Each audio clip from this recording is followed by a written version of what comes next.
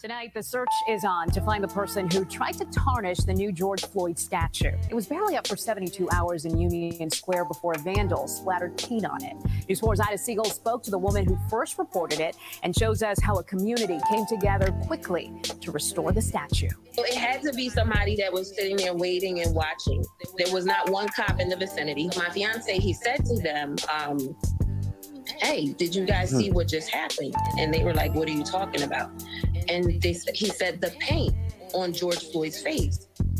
And they said, get out of here, Police say surveillance video shows a man on a skateboard rolling up to the statue and just throwing the paint on it. He then took off. The George Floyd statue sits next to the likenesses of Breonna Taylor and Congressman John Lewis, an exhibit called See Injustice. Why does George Floyd have a statue?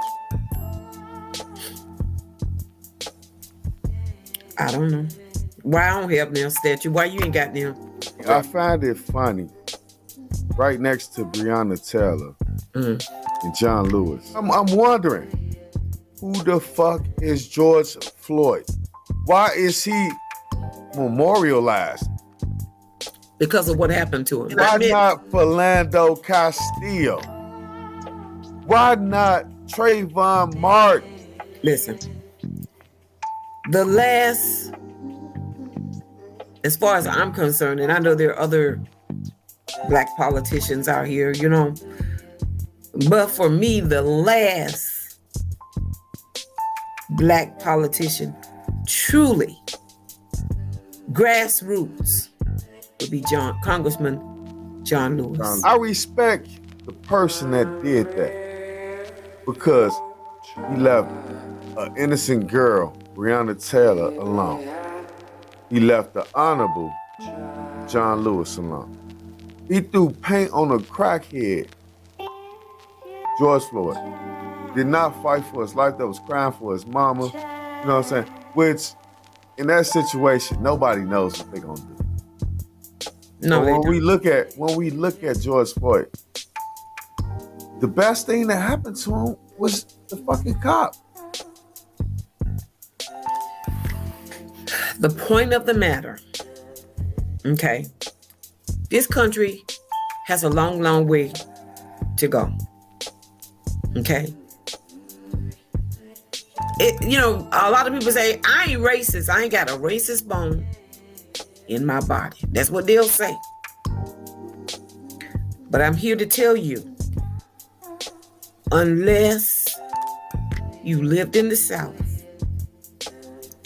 unless you saw it, you see it for yourself, unless you care for an elderly white man who in their 80s, 90s, you can tell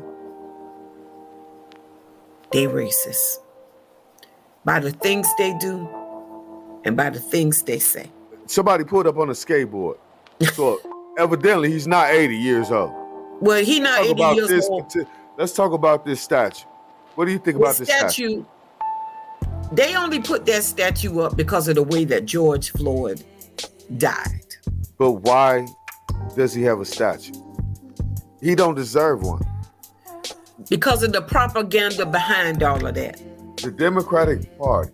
Think about it. Philando Castillo was in the car with his baby. And they got George Floyd. This country split down the middle. And that's what the Democrats want to do. That's exactly my point, the Rose. Democrats don't have to exactly my point. You're not going to convince me. I'm telling you what I feel like. They all in it together. In it together. Okay, I heard that. You know who the Democrats are to me? They are the agitators that come to the black community. These are the white people that come to Minneapolis when a George Floyd get killed and burn down the businesses. Burn down the businesses and say, we rallying with y'all. Let's tear this bitch up. That's who these are. Democrats, to me. Well, you in Chicago, right? Hillary Clinton, that's our hometown. That's our hometown. So you trying to insult me? Trying to insult me. No. Listen. You know, they have to get those. Listen. They have to get them people to come to these places, right? So they put ads on Craigslist and bust these people in and start these riots. That's what they do. And they get other people. They say, oh, bring some friends. We'll recruit you and give you bonuses. If they took down a statue of a Confederate soldier that's been in South Carolina, his place of birth, they take his statue down. And you bring a George Floyd statue that's not even in Minneapolis? I told you why they put that statue up there. I'm telling you why. You asked me why. I'm telling you why. It made black people feel better. It made them feel better. Don't make me feel better. What actually made me feel better was when this person pulled up and just put the paint on George Floyd. It don't matter. No. That's what made me feel better. If he would have did it, make you feel better, but it hold don't on, make Rose, let me say something real quick. We can't talk over each other because the people that's listening won't understand us. All right, so what makes me feel better is the fact that this guy put the paint all over George Floyd's face and left Breonna Taylor, the female, alone, and left the Honorable John Lewis alone. That's what made me feel good. I'm getting sick of George Floyd now. Why he got a statue outside of Minneapolis? It don't make sense to me. Who's doing this? The Democratic Party. Now they put this statue up knowing that somebody was gonna do that. Knowing. Right? Or wrong? Yeah, but there's circumstances and things at work here, okay? If you would have asked me, we finna put a George Floyd statue in New York City Central Park along with John Lewis, I would have said, for what? Why they ain't in Washington, D.C., surrounded by a metal gate? Why they ain't in Minneapolis, George Floyd's home, or in Texas, Breonna Taylor's home? Why would you just parade this stuff around? Like, we need to know, this is the past. This ain't the past, this is the present. The past is the past. In order for somebody to move on, you have to learn what happened in the past and correct it and address it. And they never have addressed the past, which is why America is going to continue to have the problems she has. Who could get mad at a Rosa Parks statue that they unveil in New York City? Nobody could. Who could get mad at Harriet Tubman statue? Nobody Chicago? could. Right. But George Floyd, I agree with you. Controversy. I agree with you. But the point of the matter is, like I said, it goes deeper, much deeper than that. Okay? They've been trying, and they're very close. They're very close to start a racial war. We forget about Philando Castillo with the baby in the car? To go to a dude that was trying to pass fake money? Which one is worse? So fuck him. We gonna make the crackhead rich, so that way the black folks can be into it, because we know that he's a crackhead. We know that he was doing dirt. But that dude that was driving his car with his kid in it wasn't doing nothing at all. When they first said they put them statues up there, the first thing came to my mind was why? Why? It's not their hometown. My family has a plaque in Memphis. You go to this place in Memphis, a small town that I've never been to before, but we got a plaque for what my family did for that land in their hometown. It ain't in Chicago, like where somebody can just sit on it. Oh, fuck that. Where that plaque is at, people know the name. You know what I'm saying? Mm-hmm. George Floyd, the people that, look, all right, the people that did that statue, they hell around. Agitators. It's like I said, they are the white people that come to the ghetto and destroy the ghetto and go home and act like they fought for freedom. You have to realize the forces that be and the power they get off of. Okay? Some of these people actually believe it. Well, it's nothing to really believe when it comes down to it. The only kind of platform we have is this little platform right here. Okay? And if YouTube decide they don't like it, then they can take you down. You have to look at what do we have here? ABC, CBS, CNBC. These people can plant any kind of story they want into the media. Mm-hmm. Okay? You ask, why a plaque of George Floyd? Why not? Let's see what it's going to do for them. Let's give them this. I mean, that's not giving us anything. That hasn't brought the George Floyd law. That hasn't did anything.